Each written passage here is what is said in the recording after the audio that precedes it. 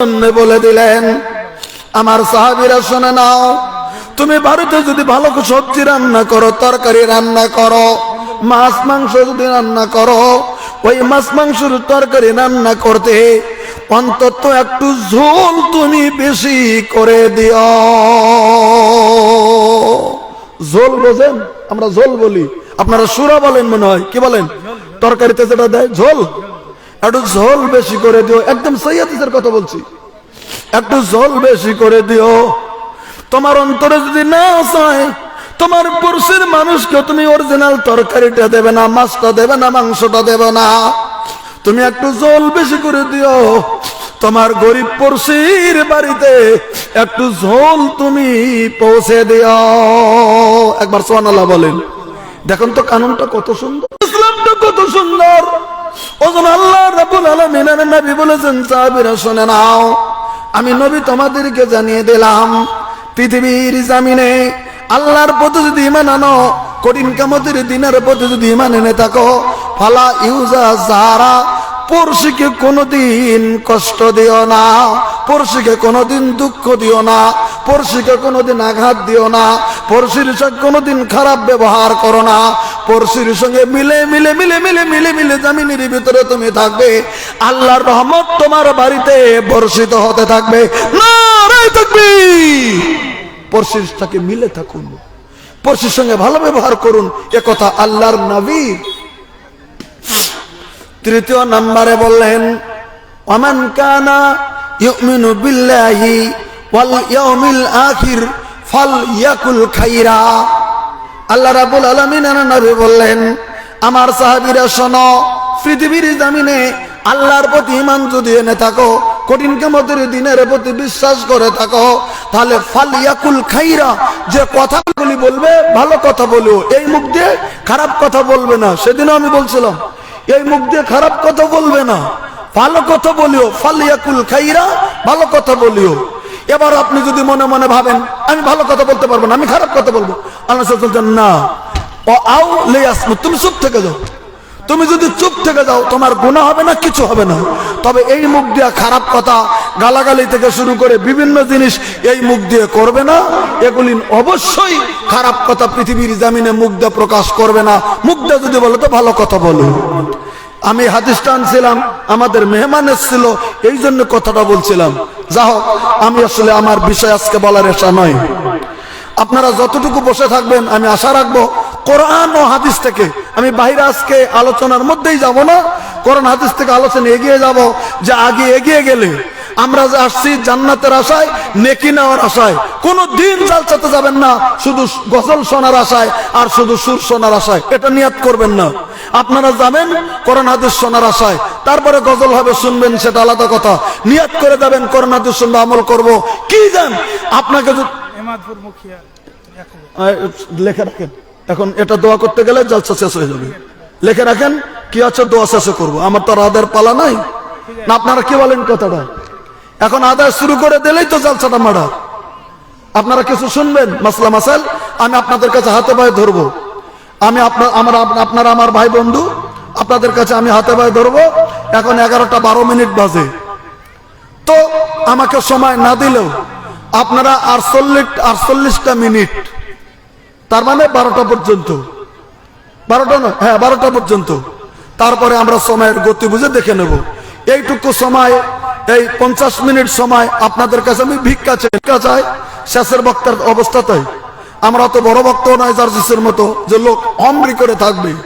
আমাদের বিভিন্ন জায়গায় দিয়েছেন এই 50টা মিনিট সময়। এখন যে কটা লোক বসে আছেন, এই কটা লোক আমি অনুরোধ করছি, পেশাব পায়খানা ছাড়া উঠবেন না, এটা আমার অনুরোধ আপনাদের কাছে।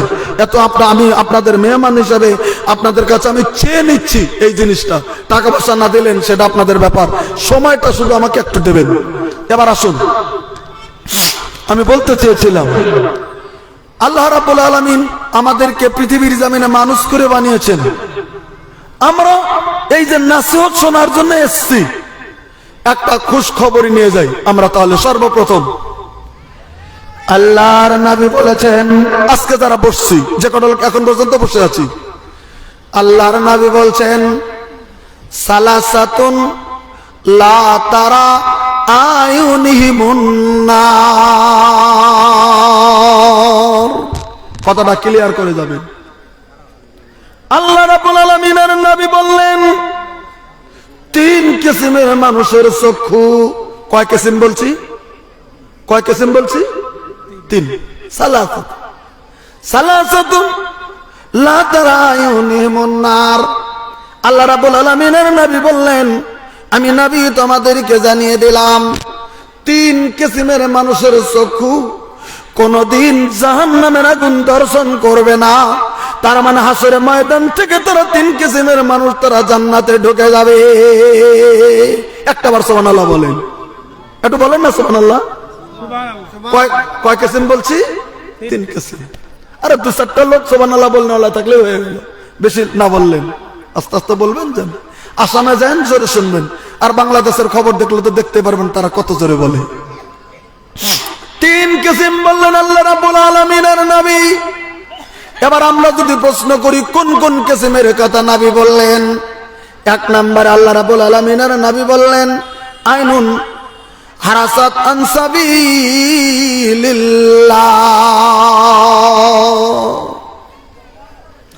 এক নম্বরে আল্লাহ রাব্বুল আলামিনের নবী ঘোষণা করলেন, সাহাবীরা শুনে নাও, এক নাম্বার ওই লোকের চক্ষু যে রোগটি আরামের ঘুমকে হারাম করে দিয়ে পৃথিবীর জমিনে আল্লাহ রাব্বুল আলামিনের রাস্তায় পহরা দিয়ে দেয়।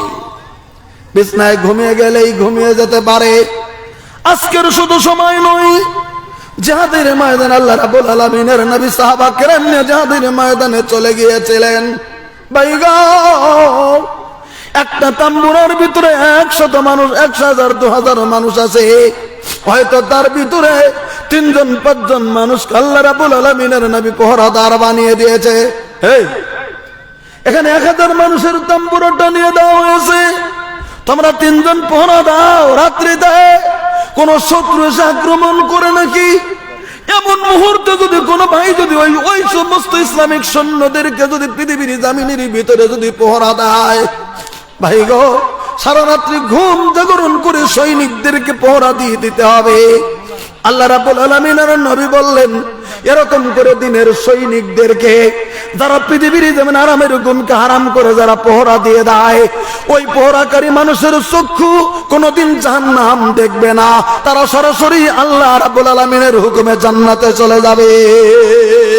একটাবার সুবহানাল্লাহ বলেন।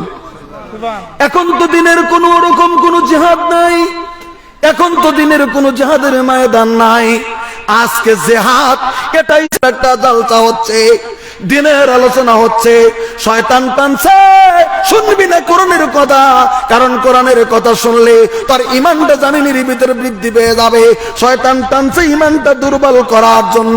আপনি নফসের সঙ্গে জিহাদ করেছেন, নফস আম্মারার সঙ্গে জিহাদ করেছেন, শয়তান মারদুদের সঙ্গে জিহাদ করেছেন। তুই আমাকে যেমন নাই বুদ্ধি তাই দাস না কেন, আমি কোরআনের কথা শুনবো, আর হাসরের ময়দানে আমি ডান হাতে আমলনামা নিয়ে সেদিন জান্নাতের দিকে গিয়ে যাব। শয়তানের সঙ্গে জিহাদ, নফস আম্মারার সঙ্গে জিহাদ হতে চলছে। এই জিহাদে কি জানি গো, কঠিন কিয়ামতের দিন রব্বুল আলামিন আমাদেরকে জান্নাত দিয়ে দেবে। আর একটা বার সুবহানাল্লাহ বলেন। দেবে, তার কারণটা আমি আপনাদেরকে বলে দিচ্ছি একটু পরে। আমার ভাইরা, এটা কেন জিহাদ